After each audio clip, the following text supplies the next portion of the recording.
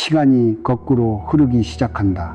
1916년 어느 늦은 밤 해인사법전 깊숙한 곳에서 효봉 스님은 마지막 붓을 내려놓았습니다. 떨리는 손으로 30여 장의 문서를 봉인하며 그는 제자들에게 단 한 가지만을 당부했습니다. 2025년이 오기 전에는 절대로 열지 마십시오. 같은 시기 월악산 자락에서 탄어 스님 역시 깊은 선정에 잠겨 있었습니다. 그의 눈에는 아직 오지 않은 시간들이 펼쳐지고 있었죠. 병원년, 정민년, 무신년, 그리고 그 너머 계룡산을 중심으로 펼쳐질 새로운 세상. 두 분의 큰 스님이 본 것은 무엇이었을까요? 그리고 왜 하필 2025년까지 봉인을 명했을까요? 지금 이 순간 우리는 바로 그 시간의 문턱에 서 있습니다. 60년 만에 풀린 봉인 너머로 드러난 것은 단순한 예언이 아니었습니다. 그것은 인류 전체를 위한 경고이자 희망이었습니다. 2026년 병원년 붉은 말에 해가 시작되는 그 순간부터 세상은 완전히 달라집니다. 시청자 여러분, 당신은 준비가 되셨습니까? 지금부터 우리는 두 분의 큰 스님이 목격했던 미래 속으로 들어갑니다. 2026년부터 한반도와 인류 전체를 뒤흔들 거대한 변화의 물결, 그 첫 번째 파도가 지금 우리 앞에 다가오고 있습니다. 2026년은 단순한 한 해가 아닙니다. 탄어 스님은 이 해를 두고 이렇게 말씀하셨습니다. 병오년에 이르면 물질의 시대가 저물고 정신의 시대가 동튼다. 그러나 그 과정은 순탄하지 않을 것이다. 효봉 스님의 역상록 역시 2026년을 기점으로 한국 정치가 완전히 새롭게 태어난다고 기록했습니다. 무엇이 태어나는 걸까요? 무엇이 죽는 걸까요? 2026년 초봉 한국 정치권에서는 상상할 수 없는 일들이 연이어 벌어집니다. 오랜 시간 국민을 지배했던 낡은 구조들이 마치 썩은 나무가 쓰러지듯 무너져 내립니다. 여야를 가리지 않고 권력의 중심에 있던 인물들이 하나둘 역사 속으로 사라지기 시작하죠. 그러나 이것은 파괴가 아닙니다. 씨앗이 싹트기 위해서는 단단한 껍질이 깨져야 하듯이 새로운 시대를 위한 진통입니다. 효봉 스님은 이 시기를 두고 광명의 인도자가 나타난다고 했습니다. 그는 정치인도 종교인도 군인도 아니지만 사람들의 마음을 움직입니다. 진실을 말하고 거짓을 밝히며 분열된 민심을 하나로 모으는 존재. 그의 등장과 함께 한국은 과거의 좌우, 대립, 지역 갈등, 세대 갈등을 넘어서기 시작합니다. 그리고 그 무렵에는 기묘한 현상이 목격됩니다. 백두산 상공에 이상한 구름이 며칠간 머물고 무지개빛 기운이 동해를 향해 펼쳐집니다. 과학자들은 단순한 자연현상이라 설명하지만 사람들은 알고 있습니다. 무언가가 시작되었다는 것을. 그러나 변화는 한국에만 국한되지 않습니다. 2012년부터 2030년까지 세계는 대청소를 겪게 됩니다. 탄어 스님은 이 시기를 두고 소비무적의 시대라 불렀습니다. 머리는 있으나 몸이 없는 존재. 오늘날 우리는 그것이 무엇인지 알고 있습니다. 바로 인공지능입니다. 2017년 인공지능은 인간이 만든 모든 콘텐츠를 완벽하게 모방하기 시작합니다. 뉴스와 가짜 뉴스의 경계가 사라지고 진실과 거짓을 구분하는 것이 불가능해집니다. 정치인의 연산, 언론의 보도, 전문가의 분석조차 믿을 수 없게 되죠. 사람들은 혼란에 빠집니다. 무엇을 믿어야 할까요? 누구를 따라야 할까요? 그 혼란 속에서 오히려 진실이 드러나기 시작합니다. 권위에 기대어 살아온 거짓 전문가들이 하나둘 무너지고 실체 없는 명성들이 무너집니다. 사람들은 스스로 생각하기 시작합니다. 스스로 판단하기 시작합니다. 기계가 만든 완벽한 거짓대가 어설프지고 진실한 인간의 목소리를 찾기 시작합니다. 효봉 스님은 이 시기를 두고 이렇게 말했습니다. 거짓이 만연할 때 비로소 진실의 가치를 안다. 어둠이 깊을수록 작은 빛도 환하다. 2028년 세계 경제는 극심한 혼란을 겪습니다. 인공지능이 대부분의 일자리를 대체하면서 수백만 명이 직업을 잃습니다. 선진국일수록 타격이 큽니다. 그동안 물질과 기술에만 의존해온 사회들이 먼저 무너집니다. 그러나 한국은 다릅니다. 공동체 문화가 살아있는 이 땅에서는 사람들이 서로를 돕기 시작합니다. 일자리를 나누고 재능을 공유하며 새로운 삶의 방식을 만들어갑니다. 타노스님은 말했습니다. 한국은 물질이 아닌 정신으로 버틴다. 서양이 기술을 만들었다면 동양은 사람을 키운다. 2029년 대청소는 절정에 이릅니다. 정치, 경제, 언론, 교육 모든 분야에서 낡은 것들이 무너지고 새로운 것들이 싹트기 시작합니다. 사람들은 묻습니다. 이 혼란은 언제 끝나는가? 효봉 스님은 답했습니다. 혼란이 아니라 정화다. 썩은 것을 태워야 새싹이 돋는다. 그리고 2030년 첫 번째 전환점이 찾아옵니다. 효봉 스님의 역성록에는 2030년 4월에 대한 놀라운 기록이 있습니다. 일본 총리가 서울광장에서 무릎을 꿇고 한일 병합의 불법성을 인정하며 사과한다. 처음 예언을 들었을 때 사람들은 웃었습니다. 말도 안 되는 소리라고 했죠. 그러나 지금 우리는 그 말이 현실이 될 수 있는 시대에 살고 있습니다. 2025년 8월 일본 동부 해안에 거대한 지진이 발생했다는 기록이 있습니다. 도쿄의 기능이 마비되고 후쿠시마의 상처가 다시 드러났죠. 자연재해 앞에서 일본의 오만은 무너졌습니다. 그리고 5년이 흐른 2030년 새로운 일본 정부는 과거를 직시하기로 결정합니다. 서울광장에 모인 수십만 명의 사람들, 그 앞에서 일본 총리는 무릎을 꿇습니다. 그것은 단순한 사과가 아니었습니다. 동아시아 전체의 질서가 바뀌는 순간이었습니다. 가해자와 피해자의 관계가 아니라 서로를 이해하고 치유하는 새로운 관계의 시작. 타노스님은 이 장면을 예견하며 말했습니다. 섬나라의 교만이 깨지는 날, 바다는 경계가 아니라 다리가 된다. 그리고 바로 그때부터 한반도는 세계의 피난처가 되기 시작합니다. 2031년 지구의 기후는 돌이킬 수 없는 지점을 넘어섭니다. 극지방의 빙하가 급속도로 녹아내리고 해수면이 상승합니다. 몰디브와 투발루 같은 섬나라들이 소멸되고 수억 명의 기후 난민이 발생합니다. 유럽은 아프리카로부터 밀려오는 난민들을 감당하지 못하고 미국은 중남미 난민들로 혼란에 빠집니다. 그러나 한국은 준비되어 있었습니다. 2016년부터 시작된 정신적 각성이 사회 전체를 변화시켰기 때문입니다. 사람들은 더 이상 물질적 풍요만을 추구하지 않습니다. 공동체의 가치를 알고 나눔의 기쁨을 압니다. 2032년 한국 정부는 아시아 기후 난민 수용 계획을 발표합니다.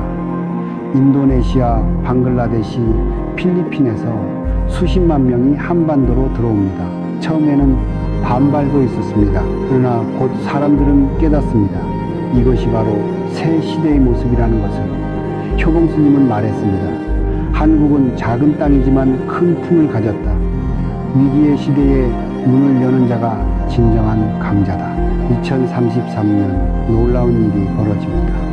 난민들이 가져온 다양한 문화와 기술이 한국 사회와 융합되면서 전에 없던 창조적 에너지가 폭발합니다. 새로운 예술, 새로운 과학, 새로운 사상들이 한반도에서 꽃피기 시작합니다. 세계는 경악합니다. 위기를 기회로 바꾼 이 작은 나라를 타노스님은 이미 알고 있었습니다. 한국은 단일 민족의 순수함을 넘어설 때 진정한 힘을 얻는다.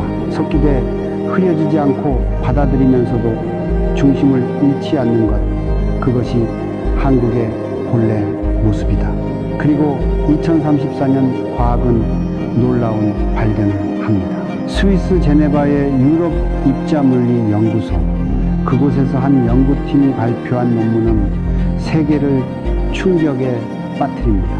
의식은 뇌의 부산물이 아니라 독립적으로 존재하는 에너지장이다. 쉽게 말해 영혼의 존재가 과학적으로 증명된 것입니다. 물질 만능주의 시대의 종말이었습니다. 수백 년간 과학은 영혼을 부정했고 종교는 과학을 거부했습니다. 그러나 이제 두 세계가 만납니다. 뇌파와 양자역학을 통해 영혼의 파장을 측정할 수 있게 되고 죽음 이후에도 의식이 지속된다는 증거들이 쏟아집니다. 사람들은 혼란에 빠집니다. 지금까지 믿어온 모든 것이 흔들립니다. 무신론자들은 당황하고 종교인들은 환호합니다. 그러나 가장 놀라운 반응은 한국에서 나옵니다. 효봉 스님의 제자들이 60년 전 스승이 남긴 또 다른 기록을 공개합니다. 2034년 무렵 서양의 과학자들이 동양의 진리를 증명하리라. 그때가 되면 한국의 정신문화가 세계를 치유하는 약이 된다. 정확히 들어맞았습니다. 그리고 그때부터 세계의 시선이 한국으로 쏠립니다. 불교, 유교, 도교가 어우러진 한국의 전통사상, 조상을 공경하고 자연을 존중하며 공동체를 중시하는 문화, 그것들이 이제 미신이 아니라 과학적 진실로 받아들여집니다. 2035년 유럽과 미국의 젊은이들이 한국으로 몰려옵니다. 명상을 배우고 절을 찾아가며 한국의 정신문화를 익힙니다. 한국학 열풍이 전 세계를 휩쓸고 서울은 세계 정신문화의 메카가 됩니다. 타너스님은 말했습니다. 물질의 끝은 정신의 시작이다. 서양이 물질을 정복했다면 동양은 정신을 지켰다. 이제 둘이 만나 하나가 되는 때다. 그리고 2036년 인류 역사상 가장 큰 사건이 발생합니다. 지축정리. 많은 예언가들이 이 해를 두고 경고했습니다. 지구의 자전축이 바뀌고 대륙이 침몰하며 인류의 절반이 사라진다고 사람들은 두려워했습니다. 종말이 오는 것이라고 믿었죠. 그러나 타너스님의 말은 달랐습니다. 지축정립은 물리적 현상이 아니라 영적 성령식이다. 비뚤어진 인류의 정신이 제자리를 찾는 순간이다. 2031년 봄 이상한 일들이 벌어지기 시작합니다. 전 세계적으로 동시다발적인 각성 체험이 보고됩니다. 수백만 명의 사람들이 명상 중에 또는 꿈속에서 같은 경험을 합니다. 우주와 하나가 되는 느낌, 모든 생명과 연결된 감각, 자신의 과거와 미래를 동시에 보는 체험, 과학자들은 설명하지 못합니다. 그러나 효봉 스님은 이미 알고 있었습니다. 2036년에 인류는 집단적 각성을 경험한다. 그것이 진짜 지축 정립이다. 물질적 대재앙은 오지 않습니다. 대신 의식의 대전환이 일어납니다. 탐욕과 분노와 어리석음으로 가득했던 인류의 마음이 정화됩니다. 사람들은 더 이상 서로를 경쟁 상대로 보지 않습니다. 하나의 생명 공동체로 인식하기 시작합니다. 그리고 그 중심에 한국이 있습니다. 계룡산을 기준점으로 새로운 에너지가 퍼져나갑니다. 타너스님이 말했던 그대로입니다. 계룡산이 지축정립의 중심이다. 이 땅이 가장 적은 피해를 입고 세계를 이끈다. 2032년 후 세계는 완전히 새로운 국면으로 접어듭니다. 과거의 팽창과 경쟁의 시대가 끝나고 포용과 치유의 시대가 시작됩니다. 타너스님은 이것을 은혜 시대라 불렀습니다. 양의 에너지가 지배하던 시대, 정복하고 빼앗고 키우던 시대가 저물고 이제는 받아들이고 품고 치유하는 시대가 온 것입니다. 2037년 세계 각국은 군비를 대폭 축소하기 시작합니다. 더 이상 전쟁이 해결책이 아니라는 것을 모두가 압니다. 무기 공장들이 병원과 학교로 바뀌고 군인들이 구호 활동가가 됩니다. 2038년 이후에는 서울로 본부를 이전하기로 결정합니다. 미국의 시대가 끝나고 서울의 시대가 시작됩니다. 효봉스님의 예언대로 한국은 세계의 중심이 됩니다. 군사력이나 경제력이 아니라 정신적 성숙과 도덕적 권위로 2039년 중국에서 놀라운 변화가 일어납니다. 강력한 중앙 집권 체제가 무너지고 여러 지역이 자치를 선언합니다. 타노스님이 예언했던 중국의 분열이 현실이 됩니다. 그러나 이것은 혼란이 아니라 새로운 질서의 시작입니다. 각 지역이 독립성을 가지면서도 서로 협력하는 느슨한 연합 체제, 그리고 놀랍게도 만주와 요동 일부가 한국과의 경제문화 공동체를 선언합니다. 영토의 병합이 아닙니다. 자발적인 융합입니다. 타노스님의 말대로 만주가 우리 영토에 속하게 되지만 그것은 정복이 아니라 화합의 결과입니다. 2040년 전 세계적으로 새로운 교육 시스템이 도입됩니다. 경쟁과 서열이 아니라 협력과 성장을 중심으로 한국의 전통적인 서당 교육과 현대과학이 결합된 방식입니다. 아이들은 더 이상 시험 점수로 평가받지 않습니다. 각자의 재능과 인성으로 존중받습니다. 그리고 2041년 인류는 마침내 낙원의 문턱에 섭니다. 이해부터 노동은 대부분 기계가 담당합니다. 그러나 2010년대의 불안과는 다릅니다. 사람들은 이미 정신적으로 성숙했기 때문입니다. 일자리를 잃는 것이 아니라 노동으로부터 해방되는 것임을 압니다. 인간은 이제 창조와 예술에 집중합니다. 누구나 화가가 되고 음악가가 되고 시인이 됩니다. 기본소득이 보장되고 물질적 걱정이 사라진 세상에서 사람들은 진정으로 하고 싶었던 일들을 합니다. 효봉스님은 말했습니다. 노인은 존경받고 아이들은 웃으며 자란다. 가족의 정이 회복되고 이웃과 나눈다. 그것이 바로 낙원이다. 2042년 한반도에서 놀라운 일이 벌어집니다. 남과 북의 경계가 자연스럽게 녹아내리기 시작합니다. 정치적 협상이나 군사적 압박이 아닙니다. 사람들의 마음이 먼저 하나가 됩니다. 북한 주민들이 남쪽의 변화를 목격합니다. 물질적 풍요가 아니라 정신적 평화와 진정한 자유가 그들의 마음을 움직입니다. 지도부조차 변화를 거부할 수 없게 됩니다. 2043년 비무장지대가 개방됩니다. 70년 넘게 사람의 발길이 닿지 않았던 그곳에 생태공원이 조성됩니다. 남과 북의 젊은이들이 함께 나무를 심고 꽃을 가꿉니다.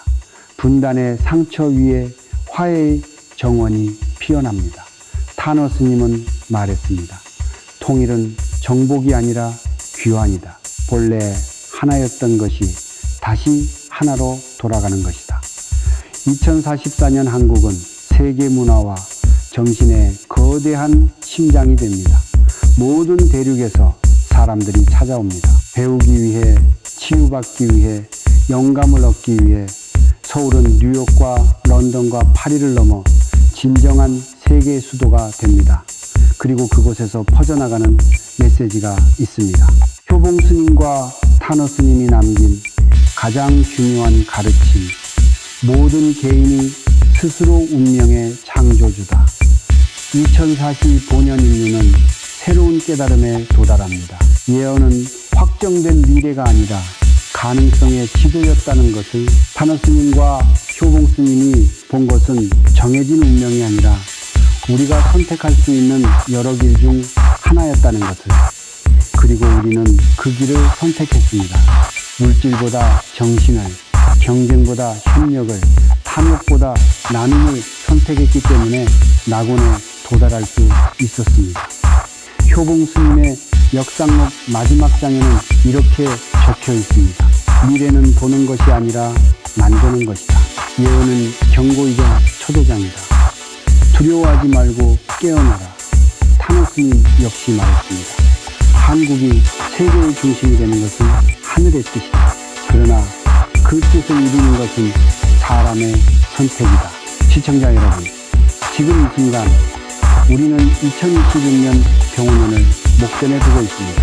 두 분의 큰 스님이 본 그 변곡점의 시작, 과연 우리는 그들이 본 미래를 현실로 만들 수 있을까요? 그 해답은 당신의 마음속에 있습니다. 효봉 스님은 당부했습니다. 집착을 내려놓으십시오. 물질에 대한 집착, 권력에 대한 집착, 명예에 대한 집착, 모든 것을 내려놓을 때 비로소 진정한 자유를 얻습니다. 타너 스님은 강조했습니다. 자신의 운명을 사랑하십시오. 주어진 길을 원망하지 말고 그 안에서 길을 찾으십시오. 운명을 받아들이는 자가 운명을 바꿉니다. 그리고 두 분 모두 한 가지를 공통적으로 말했습니다. 끊임없이 배우고 깨어 있으십시오. 세상은 빠르게 변합니다. 낡은 생각에 갇히는 순간 도태됩니다. 2012년부터 2045년까지 이 10년이라는 시간 동안 인류는 가장 큰 변화를 겪습니다. 그 변화의 중심에 한국이 있고 그 한국의 중심에 당신이 있습니다.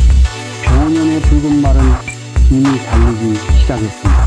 대청소에 바람이 불고 있고 지축 정립의 진통이 시작되었으며 새로운 시대의 여명이 밝아오고 있습니다.